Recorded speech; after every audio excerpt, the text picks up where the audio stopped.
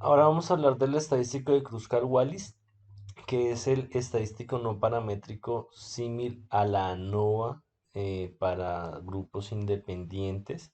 Entonces, el objetivo de este test es básicamente determinar las diferencias entre las distribuciones o medianas entre más de dos grupos independientes. Para ello, pues hay que tener en cuenta que los grupos independientes, como ya ustedes lo han venido hablando, como ya lo hemos venido diciendo, pues básicamente es cuando tengo un conjunto de sujetos los cuales fueron evaluados con la misma variable, la cual es dependiente y puede ser continua u ordinal.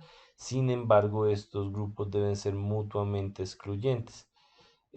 Por ejemplo, la valoración de la envergadura de los jugadores de las diferentes posiciones de un equipo de fútbol de una universidad. Es decir, ver si hay diferencias en la envergadura de el portero, el defensa, el mediocampista o el delantero. ¿Eso qué quiere decir? Que si es portero, no puede ser portero y delantero. ¿Sí me hago entender? Entonces, no voy a tener sujetos en diferentes grupos de medición y a eso se le denomina, como ya se ha venido mencionando en, de forma reiterativa en diferentes videos, que es un grupo o que es un tipo de estudio con grupos independientes. Y por esa razón se realiza la Kruskal-Wallis o la NOVA, dependiendo de la normalidad de los datos. Entonces, para ello hay que suplir o hay que tener en cuenta ciertos supuestos. La primera, una variable independiente continua u ordinal y una variable independiente categórica, que es la que va a contener más de dos grupos independientes. Igual, debe existir independencia de observaciones, como en el ejemplo que les di anteriormente. Eso quiere decir que el valor de un caso en un grupo no deberá estar en función de un cambio u en el otro.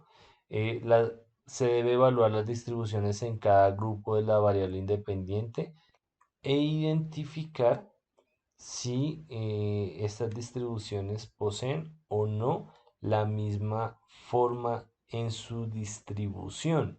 Y según ellos se establecen las hipótesis. Si tienen la misma forma, se deben diferenciar, son las medianas entre los grupos.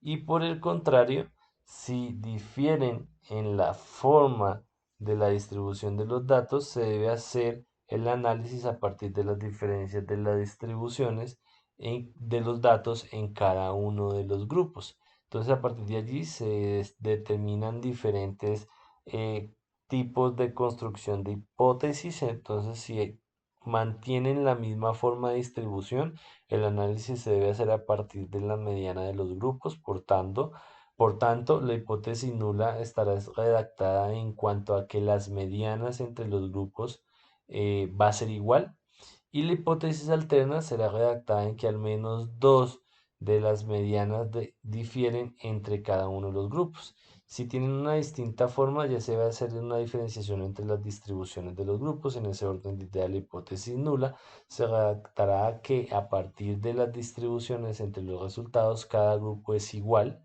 Y la hipótesis alterna es que al menos dos de las distribuciones difieren entre los grupos de evaluación o de valoración.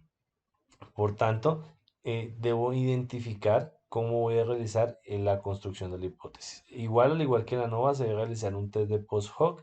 Este normalmente se hace a partir de la corrección o el estadístico de Bonferroni, que, al igual que en el test de ANOVA que veíamos anteriormente, me identifica cuál de los grupos es el que me está determinando o me está demostrando la diferencia con los demás grupos de análisis o de evaluación o medición.